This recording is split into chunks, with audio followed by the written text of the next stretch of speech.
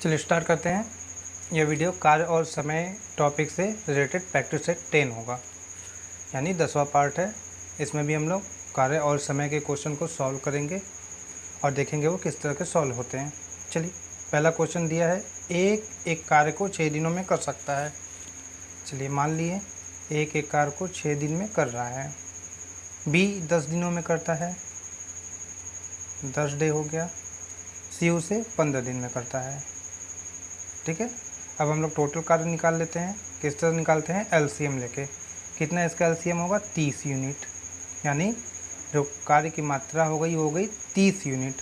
तो ए उसे 5 unit per day की दर से काम करेगा, बी उसे 3 यूनिट पर डे के काम से करेगा और सी उसे आपका 2 यूनिट पर डे के हिसाब से काम करेगा। बोल रहा है वे संयुक्त रूप से काम करते हैं। संयुक्त रूप से काम करेंगे तो देखते हैं एक दिन में कितना यूनिट काम करते हैं। तीनों मिलकर काम करेंगे तो 5 3 8 2 10 यूनिट पर डे के हिसाब से काम करेंगे। अब बोल रहा है और 300 रुपये कमाते हैं, यानी जो कार्य करने की कीमत होगी या उनका मेहनताना होगा वो 300 रुपये होगा। जब 30 यूनिट टोटल कार्य हो जाएगा तो उसे 300 रुपये मिलेंगे। ठीक है, बोल रहा है 2 दिन की उनकी मजदूरी का योग क्या होगा, यानी 2 दिन में वे कितना कमाते हैं इसके बारे में पूछ रहा है। तो चलिए देखते हैं कि अगर तीनों संयुक्त रूप से 10 यूनिट पर डे के हिसाब से काम कर रहे हैं तो टोटल काम कितने दिनों में समाप्त होता है। तो देखिए टोटल वर्क इक्वल टू कितना आ जाएगा? पर डे वर्क और लगा समय। समय हम लोग को निकालना है। पर डे वर्क ये दिया है 10 यूनिट पर डे और total work 30 unit. 30 equal to 10 into T. T का मान कितना आ गया? 3 डे, यानी 3 डे, 3 दिन, यानी 3 दिन में काम समाप्त हो जा रहा है। अब बोल रहा है कि इसको मिल रहा है कार्य करने के लिए एवज में तीनों को 300 रुपये मिला के। अब देखिए 3 दिन में इन लोग को मिला 300 रुपया। पूछ रहा है 2 दिन में कितना मिला, यानी 2 दिन में उनकी मजदूरी कितनी होगी। तो देखिए 3 दिन में 300 रुपये मिला तो एक दिन में इनको इस हिसाब से 300 बटा के 3, यानी 100 रुपया पर दिन के हिसाब से इनको मिल रहा है। 3 दिनों में कार्य समाप्त हो जा रहा है। तो 2 दिन में कितना मिलेगा? 2 दिन में इनका 200 रुपये मिल जाएगा, यानी 2 दिन में इनकी मजदूरी टोटल हो गई 200 रुपये। यही पूछ रहा है कि 2 दिन में उनकी मजदूरी का योग, यानी 2 दिन की मजदूरी क्या है वो पूछा है। वो हम लोग निकाले हैं 200। कैसे निकाले हैं? देखें कितने दिन में काम समाप्त हो रहा है और प्रतिदिन कितना रुपये मिल रहा है, ये यहाँ से निकाल लिए। एक दिन में आपका 100 रुपये मिल रहा है तो 2 दिन में उनका 200 रुपये मजदूरी मिलेगा मिलाकर तीनों के। तो हम लोग का आंसर हो गया ऑप्शन नंबर 2। अब देखते हैं अगला क्वेश्चन। देखिए ये दिया है ए बी और सी को किसी कार्य को 575 रुपये में करने के लिए नियोजित किया गया, यानी कोई कार्य है उसके बदले 575 रुपये मेहनताना में ए बी सी को हायर किया गया। मान लो ए और सी मिलकर 19/23 कार्य को पूरा कर लेते हैं। इसका अर्थ क्या हुआ कि अगर 23 यूनिट काम था तो ए और सी ने मिलकर 19 यूनिट काम किया, तो बी को कितनी राशि का भुगतान किया गया? तो बी को कितनी राशि का भुगतान किया गया, इसको निकालने के लिए हम लोग देखेंगे कि बी ने कितना यूनिट काम किया।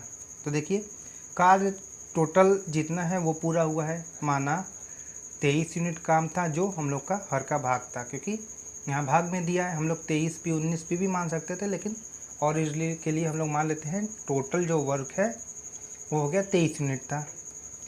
ए सी ने मिलकर आपका 19 यूनिट काम किया। इस हिसाब से जहाँ पे दिया है कि 19/23 भाग काम को पूरा कर लिया गया।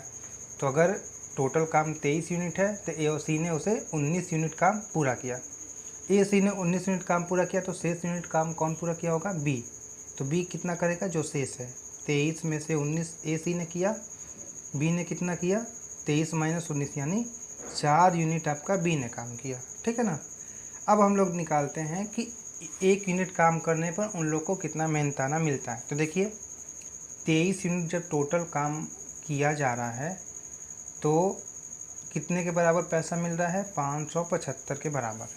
ठीक है, तो अगर 1 यूनिट काम किया गया तो कितना रुपए प्राप्त होगा? 575 बटा के 23। इसको सॉल्व कर देते हैं, कितना आएगा?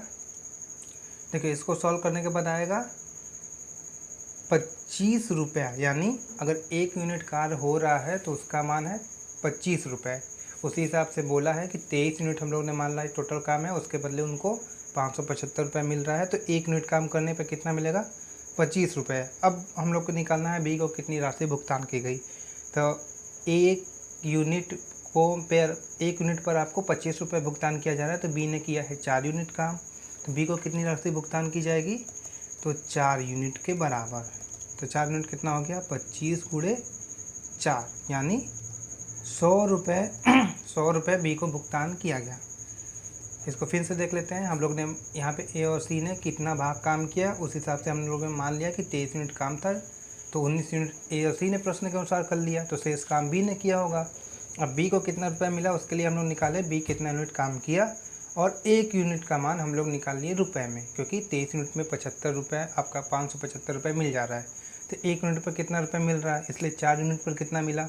100 रुपये मिला, और 4 यूनिट कौन कर रहा है? बी। तो बी को कितना रुपये भुगतान करना पड़ेगा? 100 रुपये। वही पूछा है यहाँ पे आंसर। देखते हैं अगला क्वेश्चन। अब देखिए अलग तरह का क्वेश्चन है।